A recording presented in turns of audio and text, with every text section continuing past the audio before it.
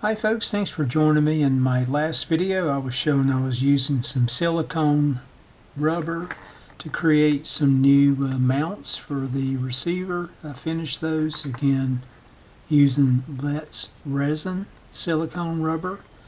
Seemed to work well. I also used that to create two different molds for the knobs. You can see one here, real thin on the bottom, and I'll explain the purpose of that in just a bit. And then the one I actually used to cast the new knobs. Again, I took the best knob that I had for the GE radio and cleaned it well with alcohol, and then poured the new silicone mold that you can see here. So it turned out really good. And I made probably about 10, 15, 20 different knobs, just playing around with the coloring and using different techniques.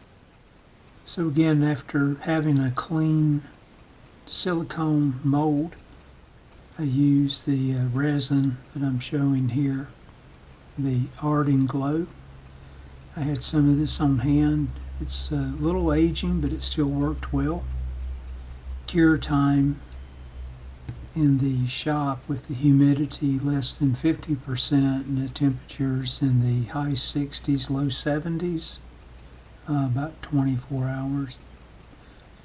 And it was good to go to demold. I made various copies of the knob just to practice some on the colorants. So for my colorants, I started out using some UVO that I had. Then I purchased some So Strong from Smooth On and used it on various casts that I did. And also, I've used this before.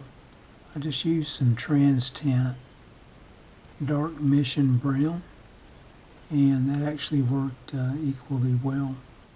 One small drop is all that was needed, again, in a casting this size. So probably a half a drop would have been better. You can see it's just a little dark compared to the original knob here, but close enough. Anyway, the purpose of the video, I wanted to expand more and show you guys the construction of the knob.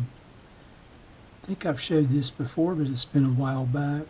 You can see I have an insert that I place in the knob itself. So the purpose of the insert, some of the controls are a little stiff. Using the set screw itself, you just don't get enough bite. So what I like to use is the aluminum 6061. It's 3/8 of an inch diameter on the outside and just above 1/4 of an inch inside. The wall thickness itself is 0.04 inches. So when you do your tap and get everything threaded for your set screws, you're good to go. You'll notice this particular knob is marked up, and the reason why is to find the center location, and that was the reason for this mold. It's pretty much flat on the bottom. Let me get this lined up. Get that inserted into the mold and just draw a line across each of these locations to find the center, and then took it to the drill press and used a brad point bit, you can see here, to drill out the center location. In my case, my insert piece itself. In the original knob, you can see I've just got a scrap piece of wood marked to get the depth needed, but the insert just covers the flat part on the outside of the knob back to the back area. So it allows me to get close to the center of the knob. You know, another method and procedure would actually be to pour the resin in and use a 3/8 inch rod and pour around and then just remove that. I just tried a couple of those, found it difficult to get the insert in the center. Of course, all these are not perfect as well. They're off just a bit.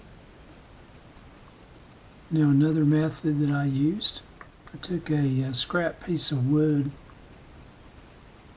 drilled a 7/8 inch hole, followed by the 3/8 hole in the center. Find the original knob here. For this particular knob, it worked well. You can see it just sits down in there as such. Hold that in place. Go to the drill press or even a hand drill, and I was able to get very close to the center of the knob using this jig that I came up with for this particular knob. Again, just a little sanding along the way is needed. My set screws were number 6, 32, 3/8 inches long. Work best for this particular knob. And an Allen wrench for the set screw. So that worked pretty well. Thought I would share that with you guys. Hope everyone out there is doing well. Everyone take care. Thanks again for watching.